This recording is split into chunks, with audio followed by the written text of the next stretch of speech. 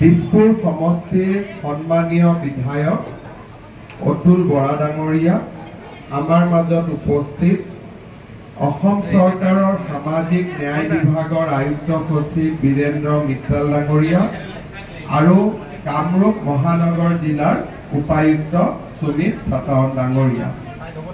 পোনপ্ৰথমে মই এই বৃদ্ধাশ্ৰমত থকা সকলো আইতা আৰু ককাক মোৰ ফালৰ পৰা বহুত বহুত প্ৰণাম আৰু নমস্কাৰ জনাইছোঁ।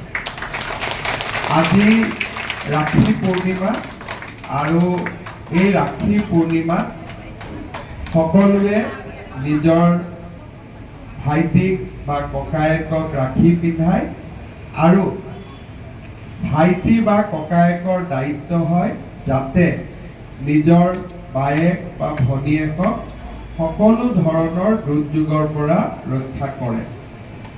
আজি এনে এটা সুন্দৰ দিনত আমি কেইটামান কাম আপোনালোকৰ বাবে কৰিবলৈ সিদ্ধান্ত লৈছিলোঁ আৰু মই এটা এটাকৈ কথাখিনি আপোনালোকক বুজাই